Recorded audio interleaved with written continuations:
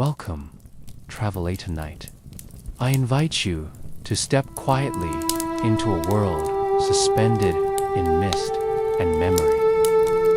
A place where time curls like bracken fern beneath stone.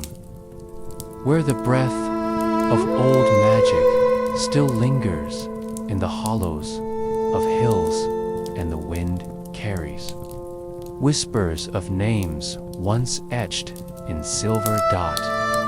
This is the Isles of the Forgotten Kings, and the home of the Cid, the fair folk, the hidden ones, neither wholly of this world, nor apart from it. You will not find these lands on any map, but if you close your eyes and listen carefully, you may hear the rustle of their cloaks.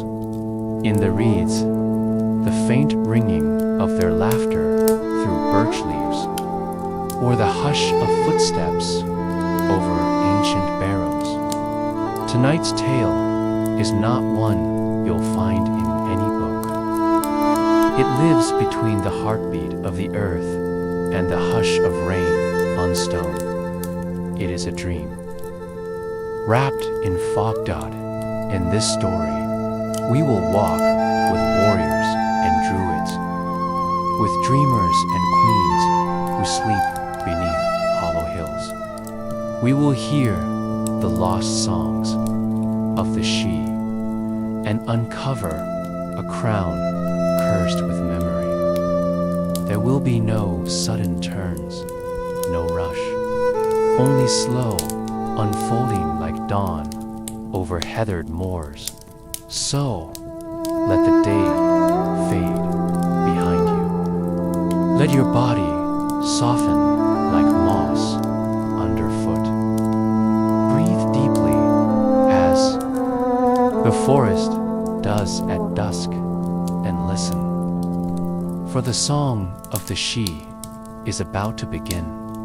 Close your eyes if you haven't already, and imagine the world as it once was, not lit by the harsh angles of cities, but cloaked in twilight and thick-limbed forest. The wind is soft here, like a memory brushing against the cheek. Soil is damp and dark, spongy beneath moss and root, and in the distance a flute plays, not loud, not clear, but just enough to cause the hairs on the back of your neck to stir. This is the realm of the Sidhe, the fair folk who do not walk as mortals walk, but slide between thoughts, between breaths, between waking and dream, and it begins with a song. Long ago, before the Isles were named Ireland, before man carved the land with roads and cattle and hearthstones, the Sidhe lived openly. They danced in the groves of hazel and yew, bathed in moonlit rivers, and whispered to the stones beneath the hills. But as the world began to harden, and men built kingdoms of timber and pride, the Sidhe folded themselves into shadow. They did not vanish.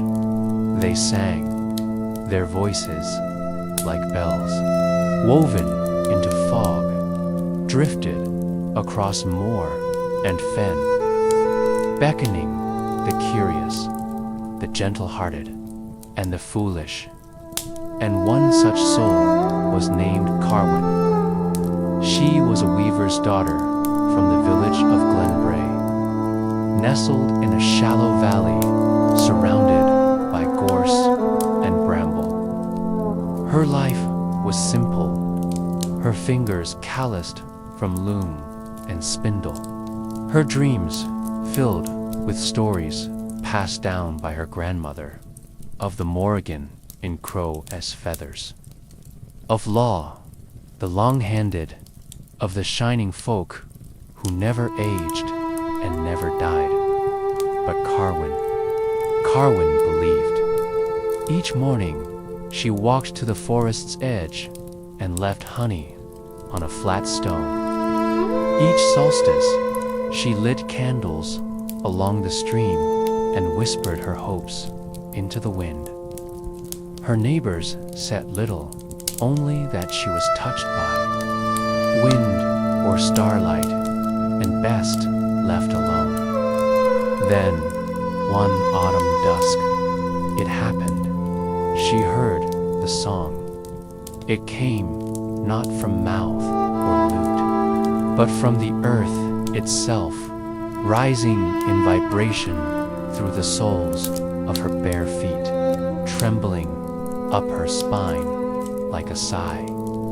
Too long held, her body froze mid-step.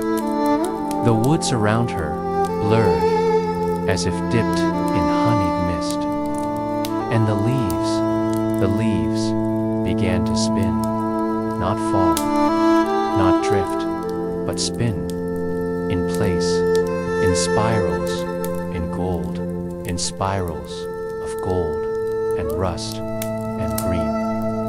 Then the light changed, not brighter, but other, and between the rowan trees, where no path had been, a doorway appeared, not made of stone or wood, but of light bent into an arch. Beyond it, a soft glow pulsed, like the heartbeat of the earth. Carwyn did not hesitate. She stepped forward and entered the hollow hills. Inside, the world felt deeper, as though space had curled into itself and unfolded anew. The air was sweet, with the scent of blooming hawthorn, even though frost clung to her shoulders. Music drifted from nowhere and everywhere. Flutes, harpstrings, and voices not meant for human throats. They did not sing in words, but in emotions, in longing, in joy, in mourning, in memory. The she were there. Not tall nor small, not male nor female, but beings of symmetry and shimmer, with hair like woven moonlight and eyes dark as locks. They regarded Carwyn not with suspicion, but with curiosity, for few humans had found the hollow hills in an age. Fewer still had heard the song and entered without invitation. One stepped forward. She, or perhaps they, was draped in robes the color of riverstone and moss, with a crown of holly, and frostbite fern upon her brow. Her voice was soft, yet filled with time. You heard our song, Carwyn of Glenbrae. That is no small thing. Carwyn's heart thudded in her ears, but her breath was even. She bowed. I did not mean to trespass, only to follow. The she-queen tilted her head, as if listening to something beyond sound. Few follow, most flee. Fewer still remember what they were before the world named them. She beckoned. Come, child of starlit bone. The song has not ended. You are part of its refrain. And so, Carwyn stayed. Not for a moment, not for a day, but for a turning of the moon, she learned to walk the spiral path. cute, to speak with river stones, to sew with spider silk, and to dream while waking. The she did not teach in words. They taught by being. She learned that the song of the she was not a melody, but a memory, a vibration that connected all living things, tree to rock, stream to breeze, crow to girl. It was the thread of harmony, and it had begun to fray. The world has forgotten its chorus, whispered one she to her, tracing a line along her palm. And so it forgets itself. As winter settled, Carwin began to change. Her limbs moved lighter, her eyes saw deeper into shadow and light. She could hear the grief of frost, the laughter of grass. She was becoming something between, but time, even in the hollow hills, does not halt, and in her final dream, the she-queen came once more. You must return, child. Carry the song back to the waking world. We are fading, and the world frays faster without the thread. Carwin wept, not from fear, but from knowing. She woke in Glenbrae, her hands calloused once more, her clothes stiff with loom-dust, but her ears still rang with the song. And so she sang. She wove the music into shawls, whispered it into the wind, taught it to children who would listen, who would remember. And though the hollow hills no longer called her, she was never truly apart, because the song of the she once heard never leaves.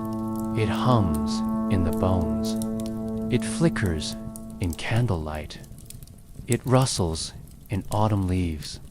And if you, dear dreamer, ever hear music when none plays, if you feel drawn toward the forest when the moon is thin, if your breath catches at the hush before snowfall, then perhaps, just perhaps, you've heard it to dot the song of the she.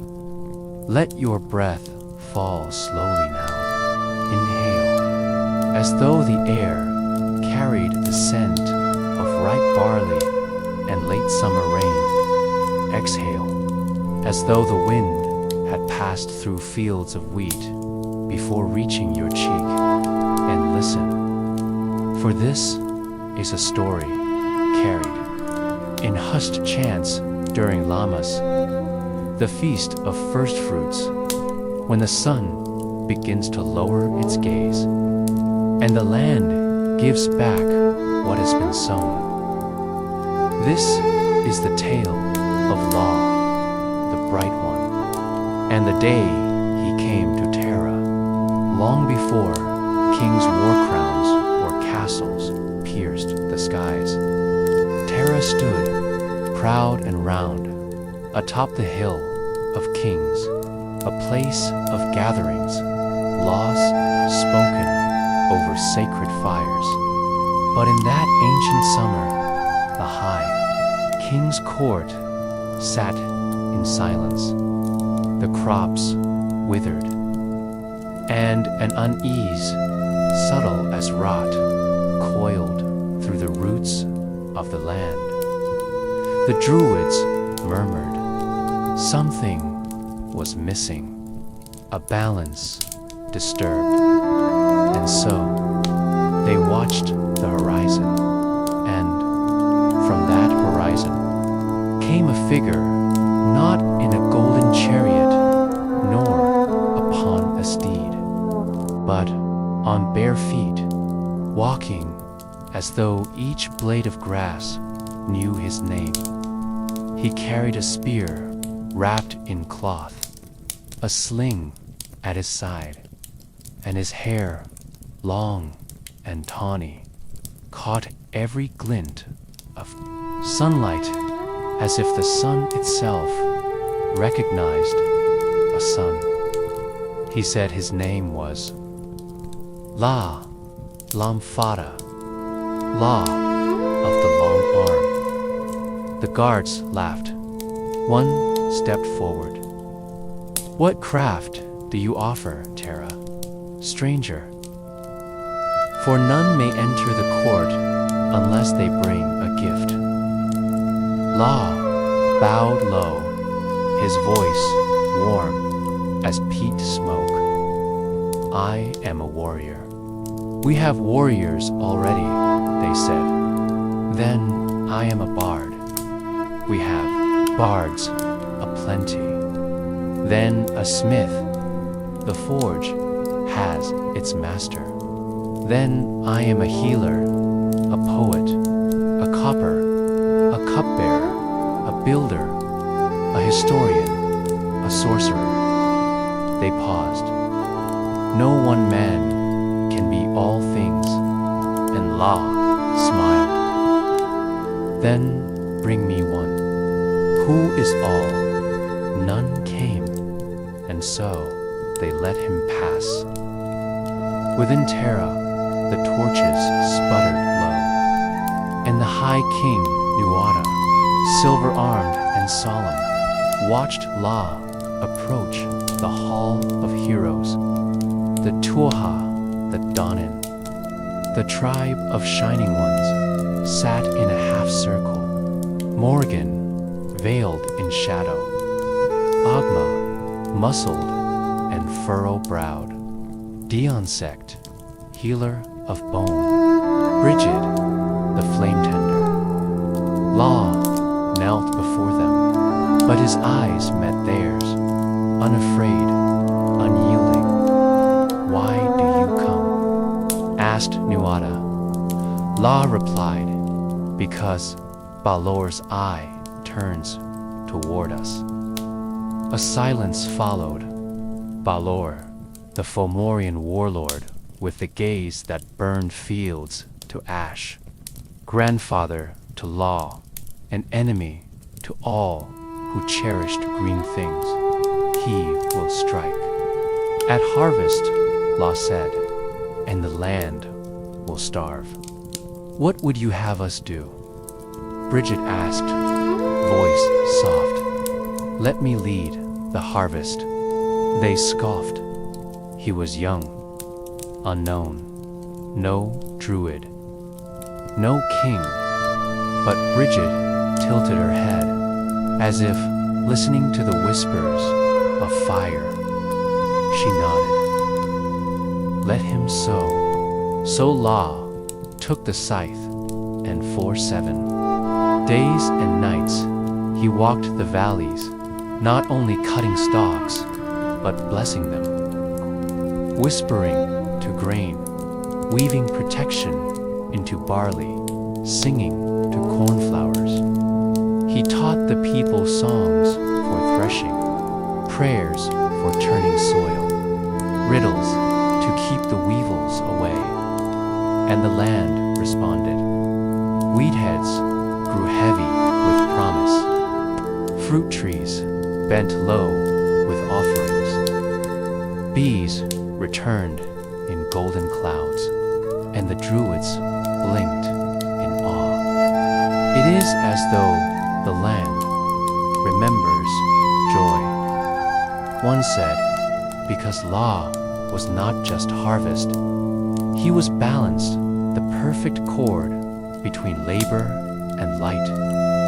At the end of the 7th day, Tara held a feast. The long tables overflowed, boar roasted over peat fires, mead frothed in clay cups, children laughed with berry-stained lips, and Law He stood beneath the moon, alone on the hill of kings, watching the stars shimmered like dew caught in blackthorn branches, and the voice of the earth whispered. It told him of Balor's approach. Not yet, but soon the first harvest had come. But war, like winter, always follows the ripening. Still, for that night, peace reigned, and the people of the Isles danced barefoot in the fields, guided by moonlight and drum, never knowing that the man who gave them bread would one day give them freedom. So now, dear dreamer, when you taste the first apple of the season, or feel the warm hush of August on your skin, perhaps you hear it, that faint song in the barley, that hush before the feast, the whisper of Lo's gift, still alive, still glowing in the breath between seasons. Close your eyes and imagine yourself once again upon the hill of kings. The feast is long over now. The air is cooler, crisper. The scent of honeyed mead still clings faintly to the longhouse beams, but outside the wind carries something older, something stirring. Tonight we speak not of golden harvests or victorious suns, but of a crown once kissed by druids, offered by stone, and worn by rulers whose hearts beat in rhythm with the land. But this crown, dear dreamer, it no longer sings, it murmurs, and it waits. Terra, in the time after La's arrival, basked in hope. Crops swayed like song, the rivers ran full, and yet, in the throne room of the high kings, something had shifted. The lyre fail, the stone of destiny, had fallen silent. For centuries, it had sung under the feet of worthy rulers. When a true king stood upon it, it would cry out, a great ringing that echoed through the hills, confirming the land's choice. But now, when Nuada stood upon it, silence, even law, despite his feet, placed his foot on the stone. And the stone only whispered. The druids grew uneasy, and one night, under new moon's shadow, they gathered in the sacred grove, cloaked in silver leaves, voices hushed. They summoned the oldest of omens. An offering was made. Milk poured into the roots of the oak. The fire burned blue, and the vision came. The crown of Terra passed from king to king. Always with oath and offering had it been cursed, not by a man, but by a betrayed spirit, centuries ago.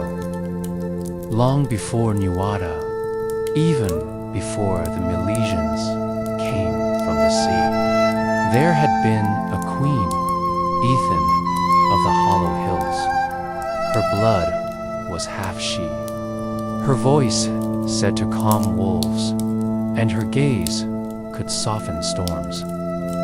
She ruled for but 3 summers until her council, driven by envy, stripped her of her crown and cast her into the pool of sorrow. It is said she drowned not in water, but in forgetting.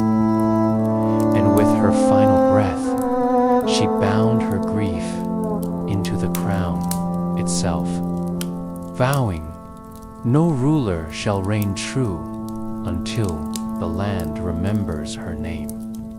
Generations passed, and Itzan's sorrow slept until now, until low slight stirred memory. The Druids returned to Tara and told the king the crown must be cleansed, but the only way to do so was to return it to the well of Ethan, hidden deep beneath the roots of the hill, beyond time and earth, where no mortal had walked in an age.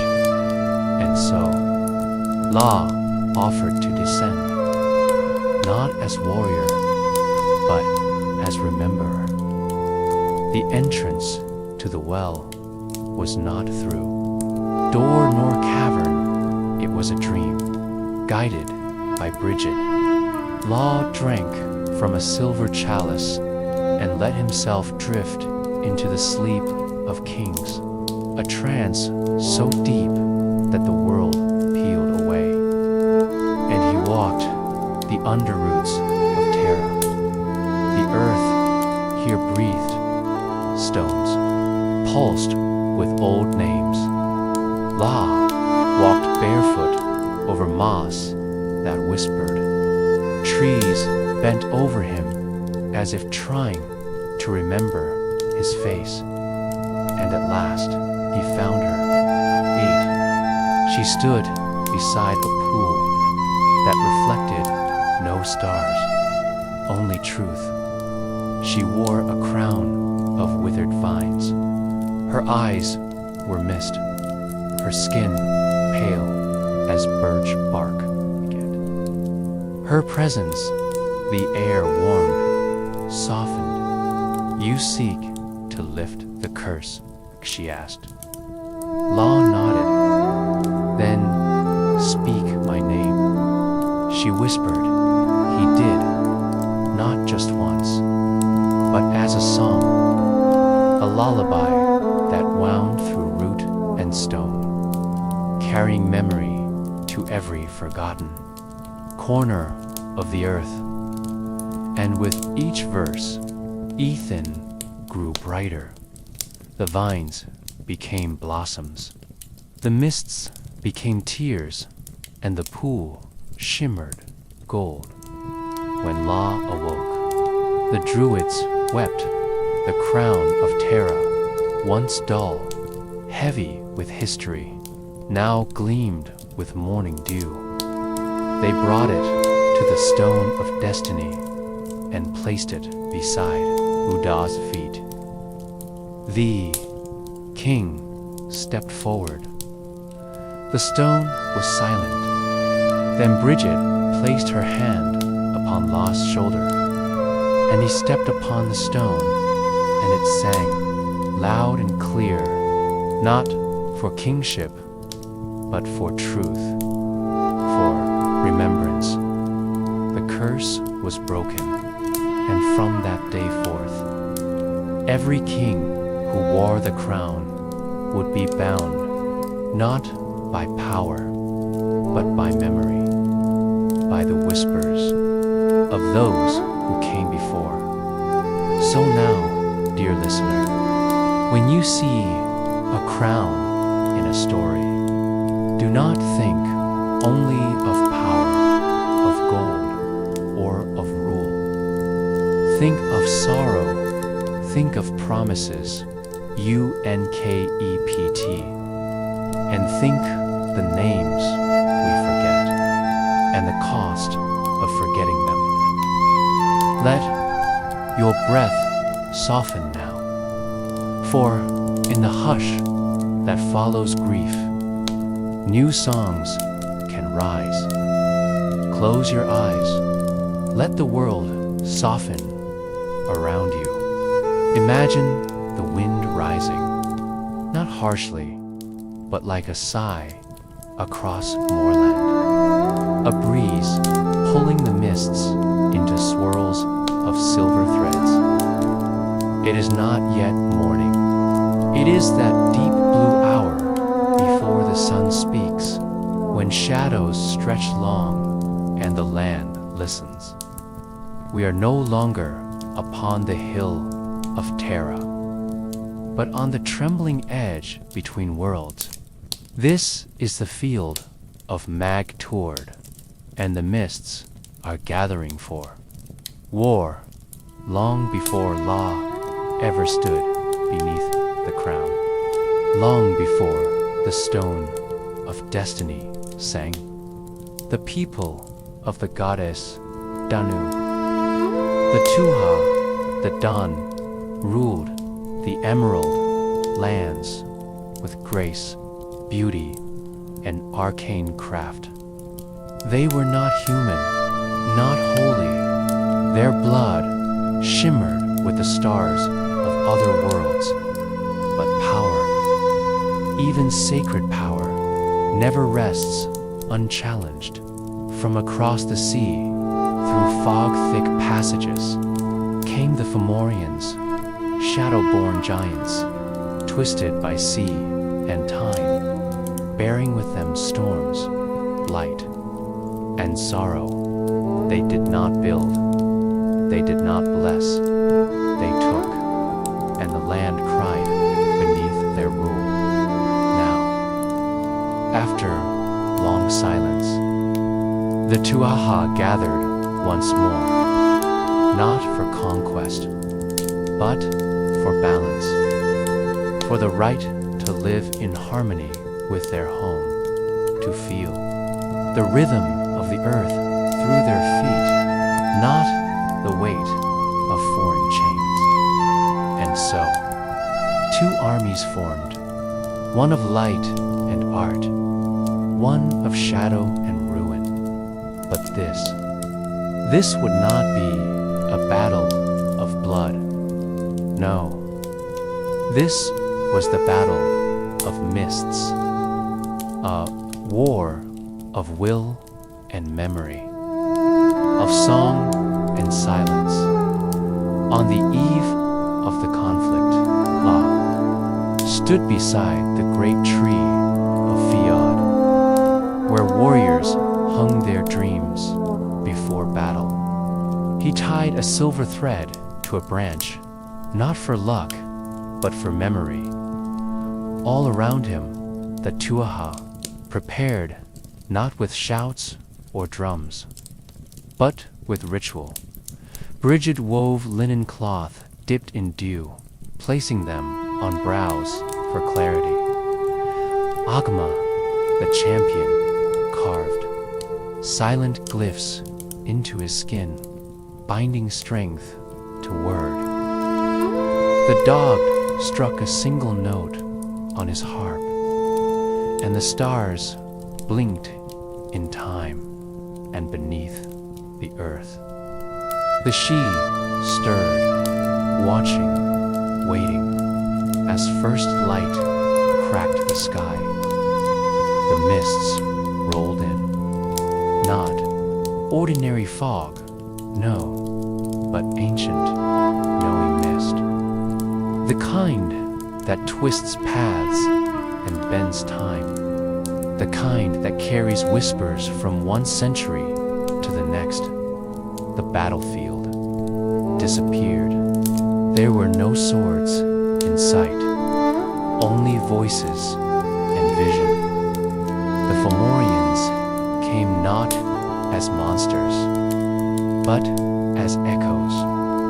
Balor of the evil eye led them, his single gaze covered in 7 veils. Each veil held a curse, a forgotten grievance, a darkness left you, N-T-E-N-D. When the last veil would lift, it was said the earth itself would shatter, but La, young, golden, resolute, stepped forward. He carried no blade, only a spear made of stormlight and a cloak stitched from twilight threads. He did not shout, he sang a low, ancient melody, one older than language, one that only the land would recognize, and the mists thickened within the mist. Reality shifted. Warriors found themselves facing not enemies, but memories. Ah, Fomorian warrior raised his axe and saw the eyes of his daughter. A Tuha mage conjured flame and heard his grandfather's lullaby. This was no ordinary battle. It was a mirror, forcing all who fought to confront why they fought, and what they had lost, and what still might be saved. At the heart of the storm, Law and Baelor met, not with fury, but with stillness. Baelor raised the final veil. His eye burned, not with rage, but sorrow. He saw the world that might have been. He saw the forests, the rivers, the kinship denied.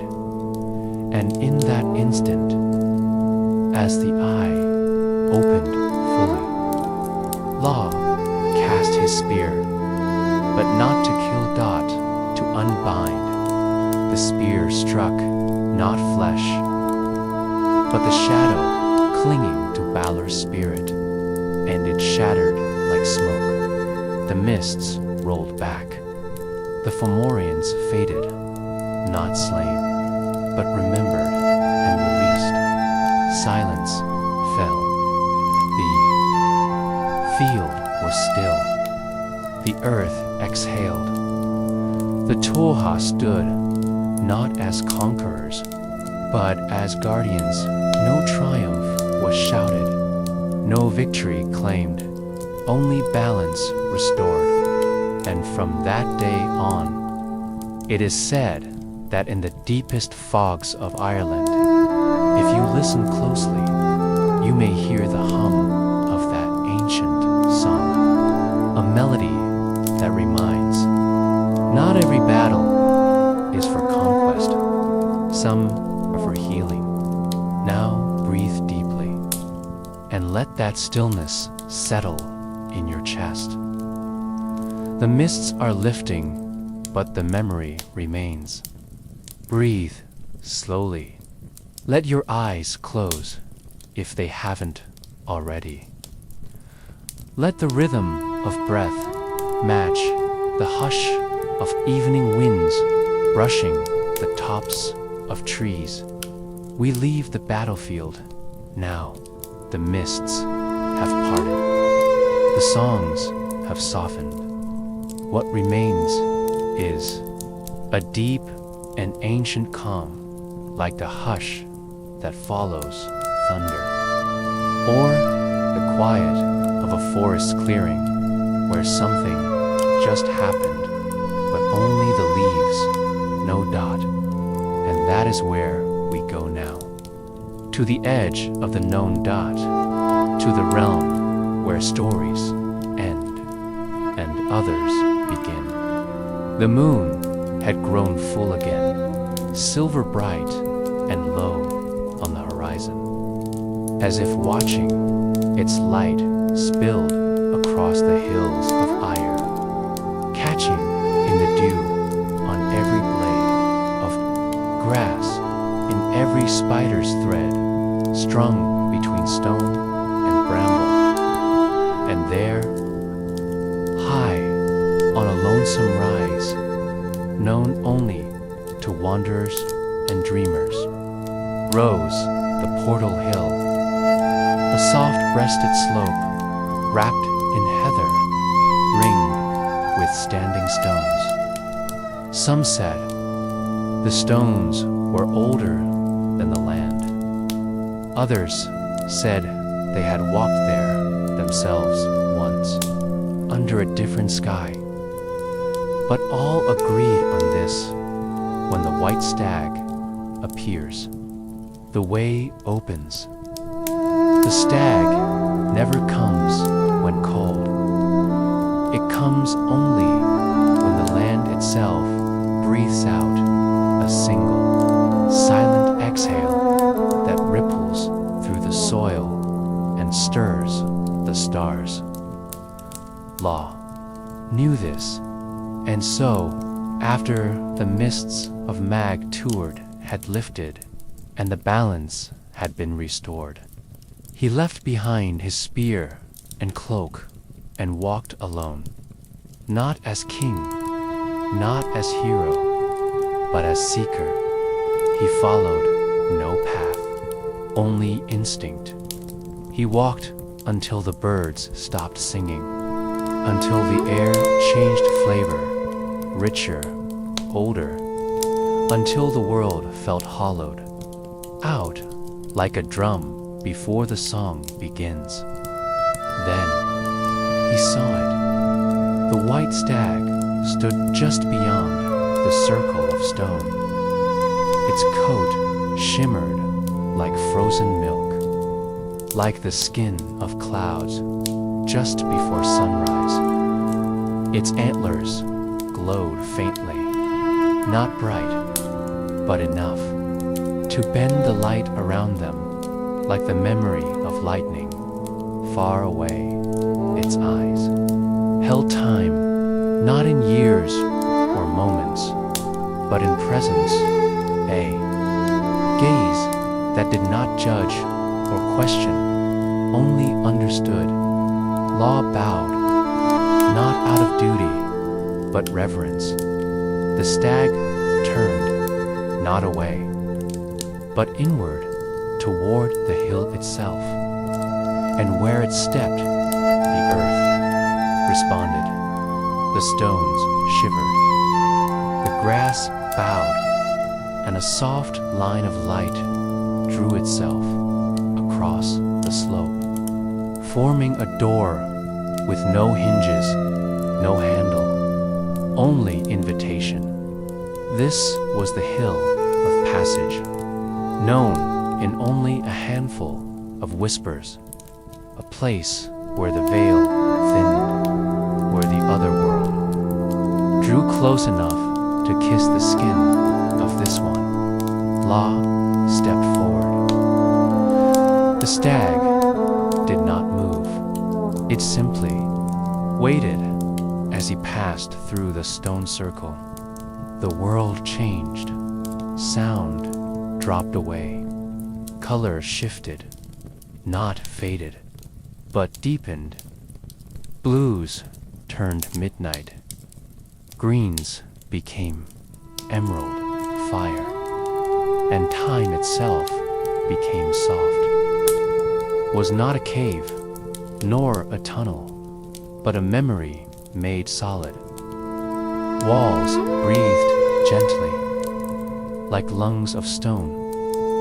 Small lights, no larger than fireflies, floated past, humming with thoughts too old for words.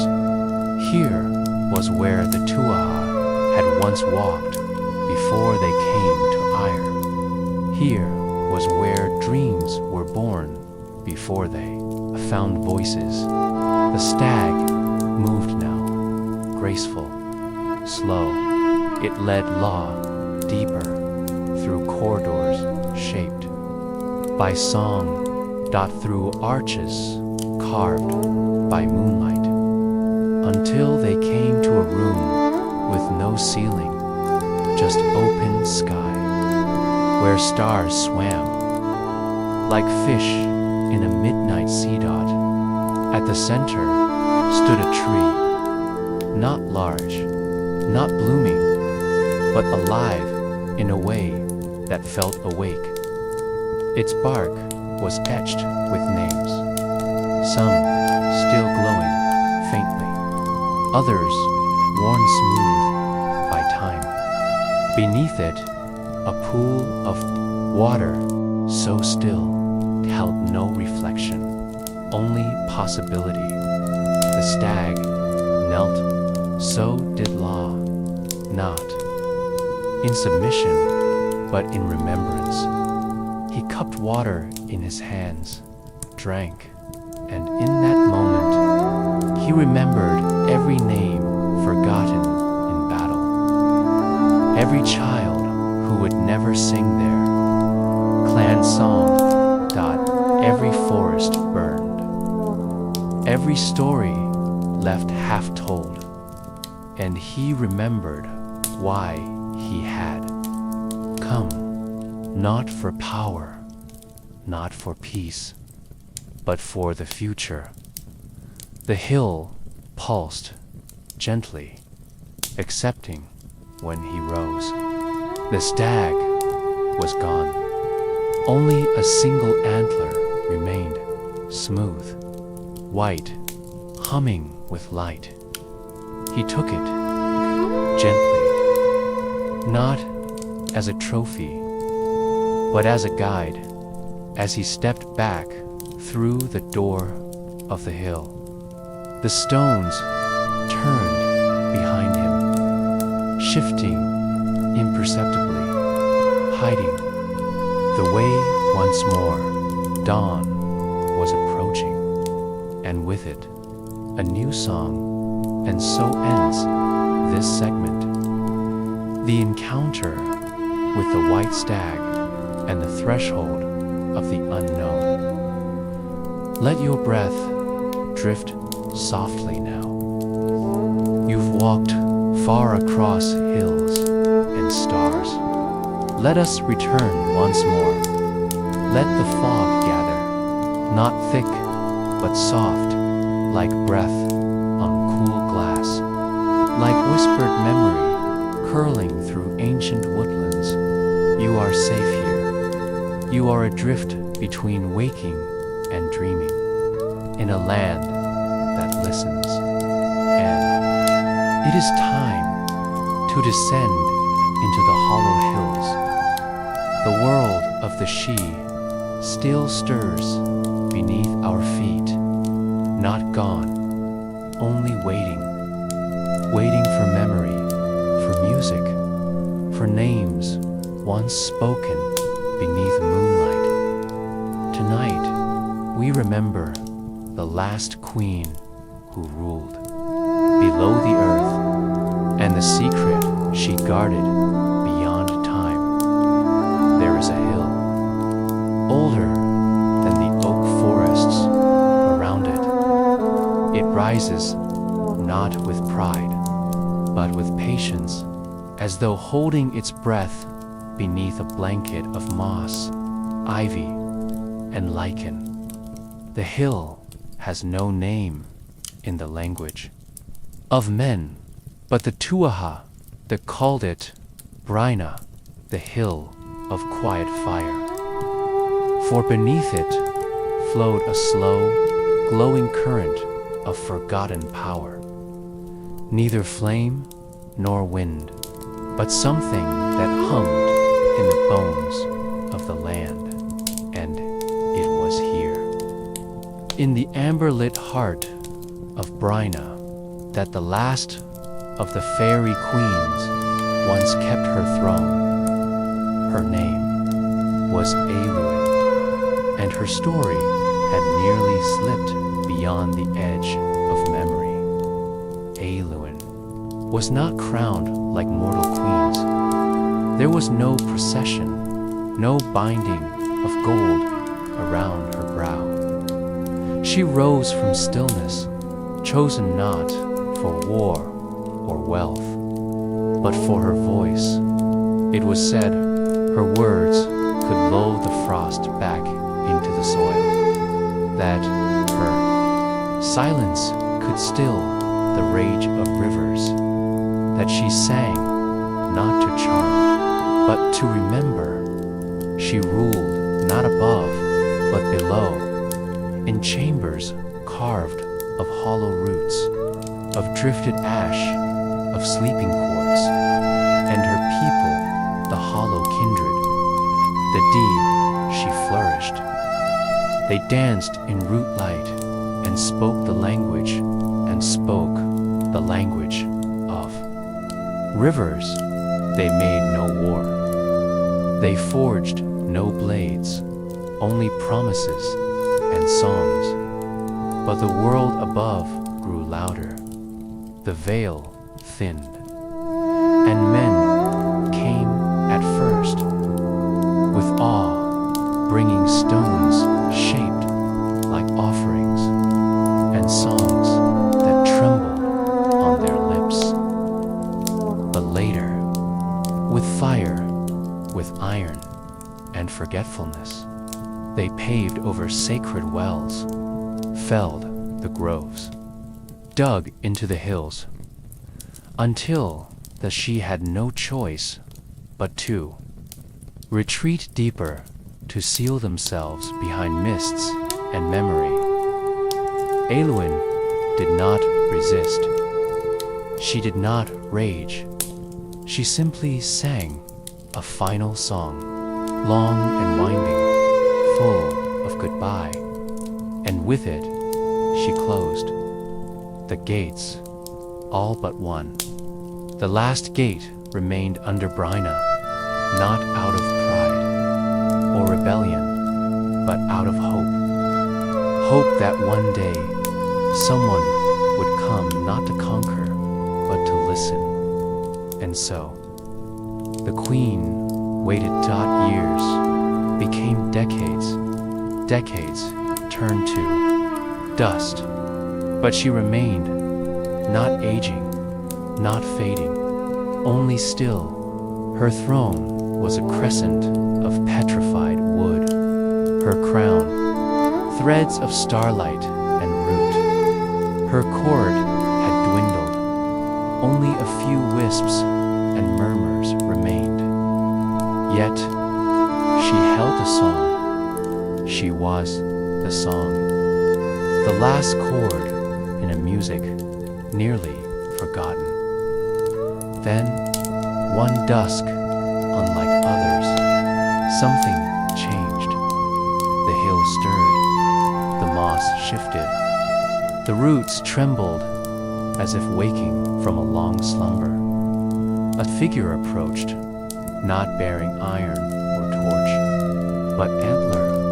Law had come, not as king, not as god, but as one who had drunk from the pool of remembrance, as one who remembered her name, Alu in Dot. When he stepped into the chamber beneath Bryna, she did not speak. She only looked, her gaze, vast and soft as loam, and he bowed, then placed the antler before her. Its light merged with the throne. The roots shivered, the silence cracked, and Eilwen rose, not in power, but in memory. The hillside, the hollow glowed, and the gate began to open, but not wide, only enough, only for song to pass through and dream. And the gentle hope that one world might still speak to another, if only in sleep. Eilwen stepped forward and touched Law's forehead, and in that touch a seed was planted, not in earth, but in story. So, if you ever walk alone past dusk, near an ancient hill that hums without wind, if you hear music in the stones, Kea, or feel a voice not your own, whispering truths without sound, it may be that the gate has opened again, just a little, and the queen of the hollow hills is still listening, still waiting for one more name. one more note before her song ends. Now, let your breath deepen. Let the music fade to silence. Imagine now, the stars overhead are thick like dew caught on velvet. The wind is still, held in quiet suspense, as if even the breeze knows not to disturb what lies ahead. This is the forest of Lear, wider than empire, wider than memory, and deeper than time, not measured in miles, but in stories, in the folds of moss where footprints vanish, in the glow of mushrooms that pulse like slow heartbeats. This is where the Druids once walked, not to rule, but to listen, and where one long ago left a single light burning beneath the canopy. The Druid's candle, they say it cannot be found, become heartbeat, and breath becomes fog. Only then does the path unfold, not as trail, but as recognition, a moment of stillness between two trees, a hush in the canopy where no birds sing, and there, resting in the center of a hollow knot in the roots of a great ash tree, a single flame burns. It never flickers, it never grows. It simply is. The Druids claimed this candle could show one a memory, not of the past, but of the future you've already lived, a glimpse into the loop of your soul. For in the Celtic world, time is not a line. It is a spiral, a circle walked over and over in different forms, under different names, until wisdom finds root. The candle is not a torch. It is not fire to be used. It is fire to be witnessed, to sit beside, to remember the moment you've not yet lived, and to find peace in its quiet inevitability. One such visitor came many centuries ago. Her name was Branwen, a scholar, yes, but more, a seeker. She had read of the fair folk, of the Sidhe, of lost kings and silver stags. She had wandered hill and shore, always asking, but never truly listening, until the forest drew her in. It did not call her by name. It did not test her. It simply offered no path out. Not until she let go of the questions and sat, weary and silent, by the candle in that light. She saw not a vision, but a memory of herself, aged and silver-haired, standing on the cliffs above the sea, arms open to the wind, of her voice speaking stories to children under twilight, of her heart finally still, not because she stopped moving, not from sadness, but from rest, from the kind of knowing that doesn't require answers, only presence. They say the candle grew brighter that night, not in flame, but in warmth. And when Branwen stood again, the forest let her pass. not because her journey was over, but because it had truly begun. Now, when the animals fall quiet, when the fog moves as if remembering, the candle still burns, waiting for the next soul to sit without, question, and to remember what they've not yet lived. Let this be your candle now. Let this story be the soft glow that guides you. Inward, you've wandered far, across hills and myths, through battles and visions. But now, you may rest.